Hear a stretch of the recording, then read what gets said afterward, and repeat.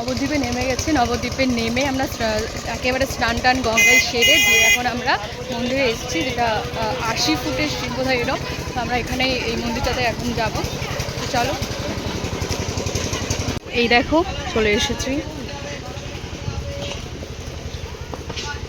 কি কিউট সিটটা।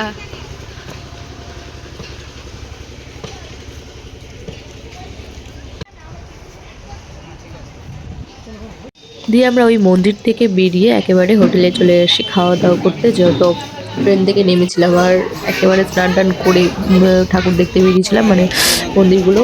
দিয়ে তার খাওয়া দাওয়া হয়নি, দিয়ে খাওয়া দাওয়া করে আবার আমরা টোটো রিজার্ভ করেছিলাম, দিয়ে টোটো করে সবগুলো ঠাকুর ঘুরিয়ে দিচ্ছিল।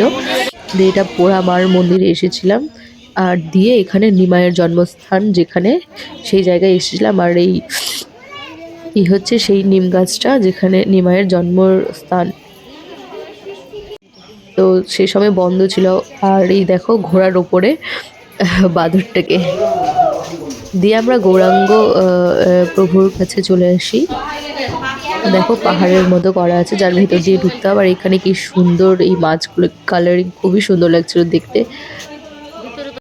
এখানে মহাপ্রভুর কাছে চলে আসি। আর এই দেখো গোপাল, এই যেখানে নরসিংহ সেই মন্দিরে ছিল। দিয়ে ওই মন্দিরগুলো উপরে তারপরে আমরা একেবারে লঞ্চে চলে আসি, যেহেতু মায়াপুর যাবো আজকেই। এই দেখো আমরা সবাই লঞ্চে উঠে গেছিলাম ফেরিঘাটের ওখানে।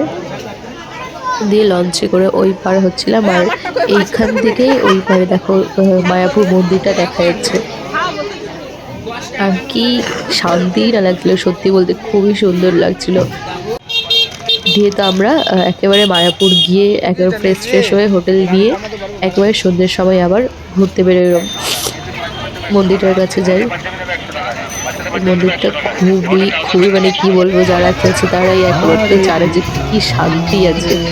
আমরা খুবই ঘুরে খুব শান্তি অনুভব করেছিলাম, বলে কি বলবো। যেহেতু একাদশী ছিল সেদিন, তাই মানে মন্দিরের কাছে প্রচুর ভিড় ছিল। দিয়ে আরও মন্দির ঘুরেছিলাম। তো ভিডিওটা আজকের মতো এখানেই শেষ করলাম। পরের ভিডিও বাকি সব দেখতে পাবে।